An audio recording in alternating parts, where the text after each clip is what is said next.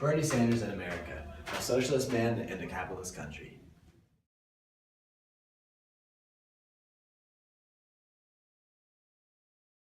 A man motivated by the programs and policies instilled by former President FDR, and a country still facing the $236 billion of debt FDR created during his nearly socialist presidency.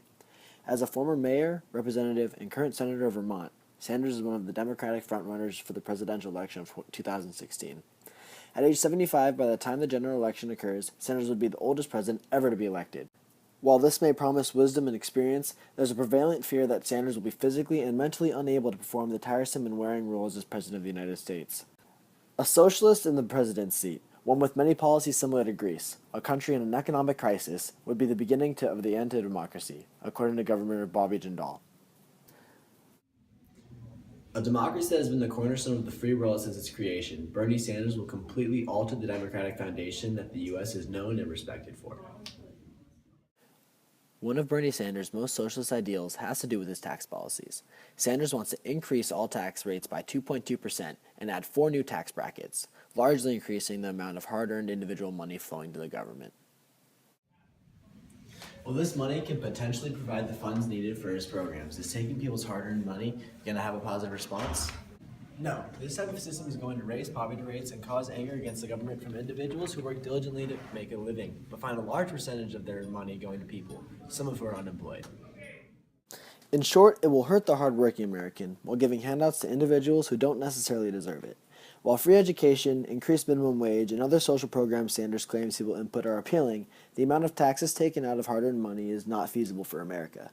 Sanders also claims he will tax Wall Street, which in fact will lead to a loss. This type of speculation tax lowers the price of financial assets, causing capital to be more expensive, meaning less investments and a poorer future. All this for what he believes will create free college tuition. His free education funding also takes place through halving the military spending budget. The United States has always been known for our strong military and knowledge that protects us from invasions of enemy powers. With countries such as North Korea and China threatening their new military tactics and hacking programs, a strong military is not something America can afford to sacrifice. Bernie attracts slim percentages of minority populations with his promise for better public schooling all throughout America, but the price the rest of the country would have to pay for that policy to happen is way too high. Where would the funding come from? What would happen to the military, not to mention the military families whose providers would be put out of their jobs due to budget cuts? This is not the way to thank a soldier for their service.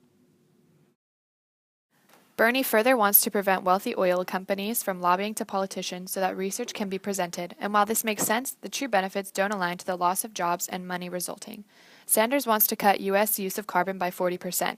Doing so would be shutting down many companies that create machines based on carbon energy or use carbon energy to run their machines. Further, the tax increases to create these new sustainable forms of energy would put more Americans into debt. This economic disadvantage is not worth the slim chances that our slim reduction of carbon will benefit the entire Earth. China will continue contaminating the Earth in replace of the United States. The United States has always been a place where a working American can move his or herself up the ladder. But if he or she has no job to start, how does one climb? The loss of jobs due to these companies shutting down would destroy the American dream.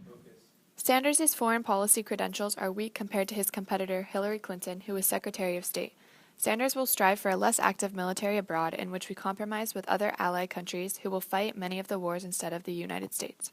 For example, Sanders wants U.S. Arab allies to fight against ISIS. Using other countries to fight our wars is not honorable, nor is it the safest bet for the United States. Sanders believes that war is the last resort, but with his lack of experience, if war does need to be declared, will he be able to provide in his role as commander-in-chief? Further, with his old age, will Sanders be sharp enough to provide the most innovative and strong military tactics?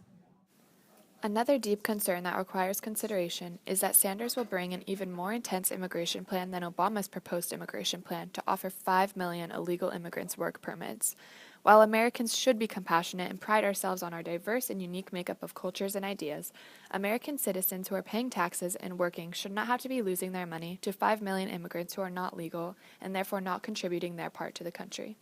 This sort of system is both impractical for the people of the United States and for many other countries trying to thrive. It is important for Americans to think to themselves and ask if they are genuinely okay with the percentage of their hard work they are putting into their jobs to go towards someone else who is not paying or working. While Sanders' promises sound appealing, the United States needs to realize that this money is coming from our own pockets and being directly transferred to another person's wallet. Bernie Sanders' top 3 endorsers include small, local newspapers, politicians, and organizations. These newspapers include The Nation and the Daily Hampshire Gazette, which is a local newspaper in Vermont, Bernie Sanders' home state. Of course, these small newspapers are going to support him because he is representing their state. But what about the big newspapers and articles that everyone actually reads and gets their information from? He is not getting endorsed by big-time newspapers such as the Los Angeles Times or Time magazine. This means that Bernie Sanders isn't a big enough deal in performing a well-effective platform in order to be seen as a capable future president. Bernie Sanders' first major politician that endorsed him was Raul Grivala. Who even is this? Most people wouldn't know because he is a small figure in politics. He is the Arizona representative and also Bernie Sanders' first endorser. Someone this small isn't a big threat as an endorser to the other candidates. The American Postal Workers Union is a top endorser that praises his advocacy of a $15 minimum wage and free public college tuition. Yes, this sounds good, but not reasonable at all. Where are we going to get all this money from? Someone who is willing to support that must not have a true understanding of our economy and its state right now. According to Gallup polls, one of the polls compared Bernie Sanders and Hillary Clinton's favorability across ethnic and racial groups. Sanders' unfavorable rates were fairly high. A lot of this was due to the fact that many groups didn't know him or what his policies were about. If he isn't appealing to these groups or trying to reach out to them, that is a huge part of our population that he is just ignoring and not thinking about. As well as being unfavored, another Gallup poll was asking reasons why you are voting for either Bernie or Hillary. Hillary's top 3 reasons were that she is capable and has experience, she has a strong political background, and she cares about the people and their needs. On the other hand, Bernie's top 3 are that he cares about the people, they agree with his views, and he is honest.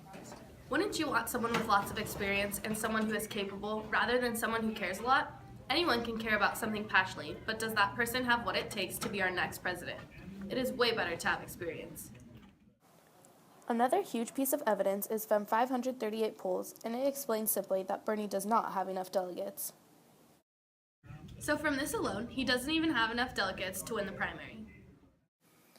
The major donors for Bernie's campaign are big corporations and businesses such as Alphabet, Microsoft, and Amazon.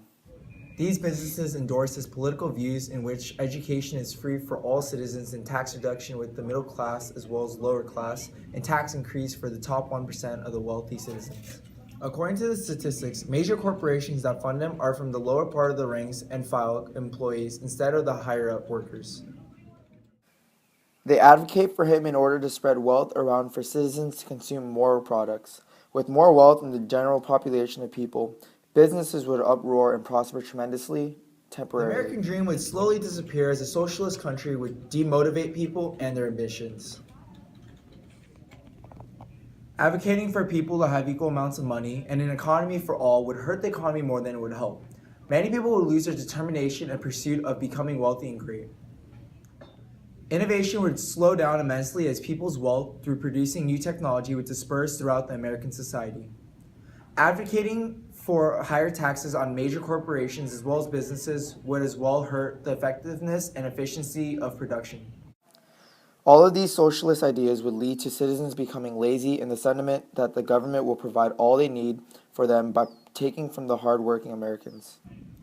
Yet eventually, the hardworking Americans will give up as well because of the shrinking success they gain from their increased work put in. Advocating for free college as well could jeopardize the idea of determination and the will to overcome school and its courses. With all that in mind, would you young Americans still vote for Bernie Sanders and his political views? Though free college sounds extravagant to those who work earnestly and desperately, is it worth for the people who don't exhibit the same measure of hard work? Regardless of the benefits given to the citizens from Bernie's programs as president, the negative outlash that would take toll on the American economy and society weighs in heavily more.